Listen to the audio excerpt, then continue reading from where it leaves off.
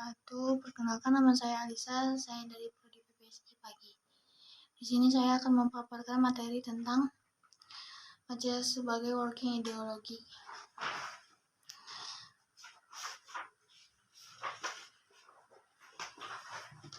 Pancasila sebagai ideologi dasar negara Indonesia telah menjadi pijakan utama dalam pembangunan dan penyelenggaraan kehidupan berbangsa dan bernegara, membentuk landasan nilai, norma, serta visi bagi masyarakat Indonesia. Makalah ini akan mengeksplorasikan signifikasi dan aplikasi praktis Pancasila sebagai ideologi kerja yang mendasari keberhasilan pembangunan nasional serta pengaruhnya dalam konteks sosial, politik, dan ekonomi. Dengan memahami esensi Pancasila sebagai landasan ideologi, diharapkan makalah ini dapat memberikan gambaran yang lebih jelas tentang peran serta dampaknya dalam membentuk karakter bangsa dan arah pembangunan di Indonesia. Pancasila sebagai ideologi dasar Indonesia memiliki latar belakang historis yang kaya, diprakarsai oleh para pendiri bangsa seperti Soekarno dan Muhammad Hatta. Pancasila diresmikan sebagai dasar negara pada 18 Agustus 1945. Ideologi ini diambil dari nilai-nilai budaya, filsafat, dan agama Indonesia, serta mencerminkan semangat persatuan dan keadilan.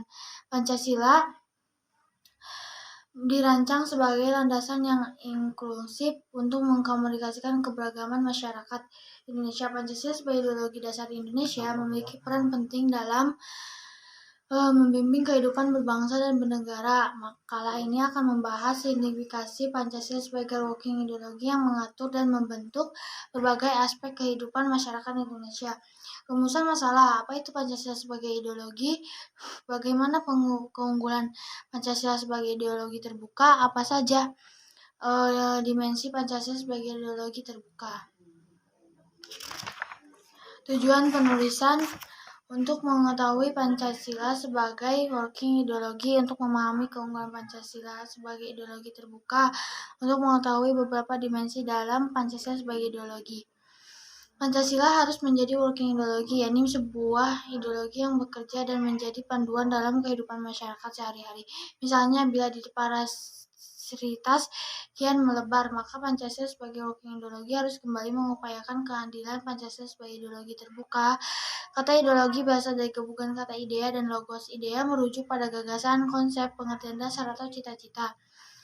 Sedangkan logos mengacu pada ilmu, ajaran, atau pahaman tentang gagasan dan pemikiran.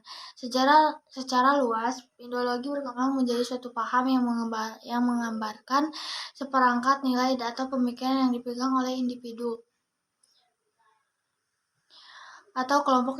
Ideologi terbuka di sisi lain adalah bentuk ideologi yang dijadikan pandangan hidup bangsa. Ideologi ini mencakup nilai dasar serta nilai instrumental yang dapat berinteraksi dengan perkembangan zaman dan dinamika secara internal. Oleh karena itu, ideologi terbuka memungkinkan nilai dasarnya untuk diterapkan secara fleksibel dalam menjawab tantangan dan perubahan zaman, sambil tetap mempertahankan prinsip-prinsip inti yang menjadi dasar dari pandangan hidup bangsa. Nilai dasar Pancasila adalah prinsip yang diterima sebagai landasan yang mutlak. Nilai dasar dianggap benar dan tidak perlu dipertanyakan lagi. Nilai dasar dari Pancasila adalah nilai ketuhanan, nilai kemanusiaan, nilai persatuan, nilai kerakyatan, dan nilai keadilan. Nilai dasar ini merupakan inti dari sila-sila Pancasila, ada yang universal sehingga mengandung cita-cita, tujuan, dan nilai-nilai yang baik dan benar. Cita-cita dan tujuan negara diuraikan dalam pembukaan Undang-Undang Dasar atau UUD 1945.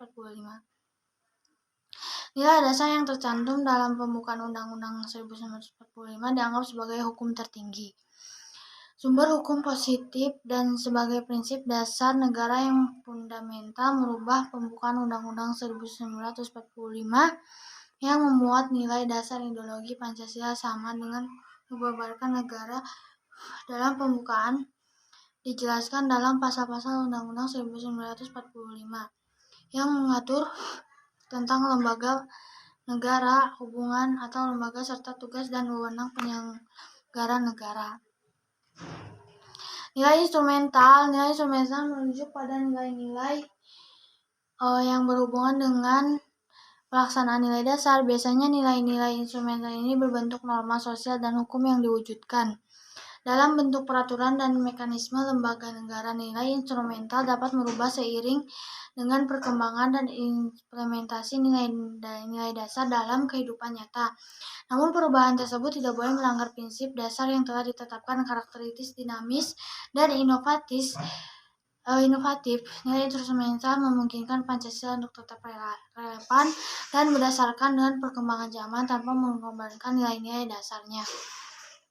Nilai praktis Pancasila merujuk pada nilai-nilai yang benar dilaksanakan dalam kehidupan sehari-hari. Nilai ini terkait dengan etika atau moralitas. Nilai praktis Pancasila diwujudkan melalui interaksi antara nilai instrumental dengan situasi konkret di tempat dan situasi tertentu. Penjabaran nilai-nilai Pancasila senantiasa mengalami perkembangan dan perbaikan yang sesuai dengan perkembangan zaman, ilmu pengetahuan, teknologis, dan aspirasi masyarakat, namun tetap berlandaskan pada nilai dasar-dasar Pancasila.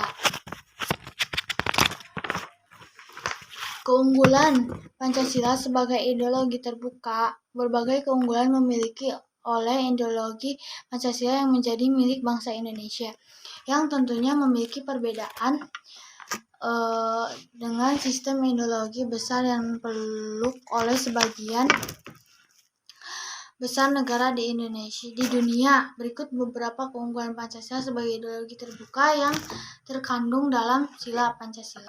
Baik, materi selanjutnya yang akan saya paparkan yaitu tentang keunggulan Pancasila sebagai ideologi terbuka. Berbagai keunggulan dimiliki oleh ideologi Pancasila yang menjadi milik bangsa Indonesia, yang tentunya memiliki perbedaan dengan sistem ideologi besar yang dipeluk oleh sebagian besar negara di dunia. Berikut beberapa keunggulan Pancasila sebagai ideologi terbuka yang terkandung dalam sila Pancasila. Sila pertama Pancasila. Dibandingkan dengan paham ateisme yang dianut oleh komunisme yang berdasarkan ajaran materialisme dialektis dan materialisme historis versi Marxisme, sila pertama Pancasila dianggap lebih unggul.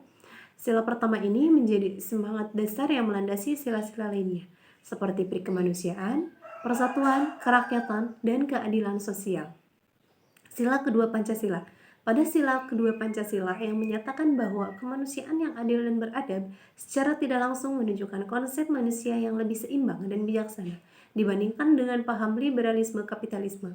Paham tersebut memandang manusia sebagai subjek pelaku bebas yang dapat menentukan nasibnya sendiri. Dengan demikian, konsep manusia dalam Pancasila dianggap lebih lengkap, komprehensif, dan seimbang dalam cara memandang dan memperlakukan manusia secara adil. Kemudian, sila ketiga Pancasila. Pada sila ketiga Pancasila yang berbunyi Persatuan Indonesia dianggap lebih superior daripada konsep persatuan ras dan persatuan bangsa yang Calvinis. Dalam konsep persatuan ras dan bangsa yang bersifat Calvinis terdapat unsur peninggian diri sendiri, seperti superioritas ras Arya di India dan penghinaan terhadap kelompok lain. Sementara dalam konsep persatuan Volksgemeinschaft yang diprakarsai oleh Nazi, terdapat keinginan untuk berkuasa dan memperluas kekuasaan, serta menjaga kemurnian ras dan tanah air dari unsur-unsur yang dianggap asing, seperti orang Yahudi, kaum Gipsi, dan kaum homoseksual. Sedangkan pada prinsip persatuan Indonesia menurut Pancasila lebih didasarkan pada penghargaan terhadap perbedaan dan keragaman. Kemudian sila keempat Pancasila. Sila keempat Pancasila dianggap lebih superior dibandingkan dengan paham kerakyatan yang diusung oleh sosialisme dan fasisme. Dalam pidato Soekarno pada sidang BPUPKI tanggal 1 Juni 1945, beliau menyatakan bahwa dasar itulah dasar mufakat, dasar perwakilan, dasar pemusyawaratan. Dengan Indonesia bukan satu negara untuk satu golongan, walaupun golongan kaya. Tetapi kita yang mendirikan negara, dengan begitu dapat disimpulkan bahwa prinsip kerakyatan dalam Pancasila lebih unggul daripada prinsip kerakyatan sosialisme dan Marxisme yang berfokus pada solidaritas sosial, dengan menumpukan pada perjuangan dan antagonisme kelas. Kemudian sila kelima Pancasila. Sila kelima Pancasila mengandung implikasi terhadap konsep kesejahteraan sosial dan demokrasi ekonomi yang lebih unggul daripada konsep pasar bebas yang diusung oleh liberalisme kapitalisme. terutama dalam bentuk baru, yaitu paham neoliberalisme. Menurut Sri Edi Suwasono, sistem ekonomi Indonesia difokuskan pada wawasan yang selalu dikaitkan dengan sila kelima Pancasila. Oleh karena itu, kegiatan ekonomi harus menggunakan prinsip kesetaraan untuk kemakmuran masyarakat, bukan hanya untuk kepentingan individu. Konsep koperasi juga merupakan implementasi nyata dari prinsip tersebut. Kemudian materi selanjutnya yaitu dimensi Pancasila sebagai ideologi terbuka. Terdapat beberapa dimensi dalam Pancasila sebagai ideologi terbuka yang perlu diperhatikan, yaitu satu, dimensi idealistik. Dimensi ini menyangkut nilai dasar Pancasila seperti ketuhanan, kemanusiaan, persatuan, kerakyatan, dan keadilan. Menurut Suryanto, dalam Pancasila sebagai ideologi ditinjau dari segi pandang hidup bersama. Pancasila merupakan ideologi yang bersumber dari nilai filosofis. Selain itu, Kunto Wibisono dalam Pancasila sebagai ideologi terbuka menjelaskan bahwa dimensi idealistik Pancasila mampu memberikan harapan, optimisme, dan motivasi masyarakat sesuai dengan cita-cita bangsa. Kemudian yang kedua, dimensi normatif. Nilai dasar Pancasila harus diperjelas dengan aturan atau sistem norma negara. Menurut Suryanto, dimensi normatif Pancasila mengatur pelaksanaannya melalui norma yang dibuat dan diubah. Kemudian, yang ketiga yaitu dimensi realistik. Dimensi realistik yaitu Pancasila mampu hidup dalam segala keadaan yang terjadi di Indonesia.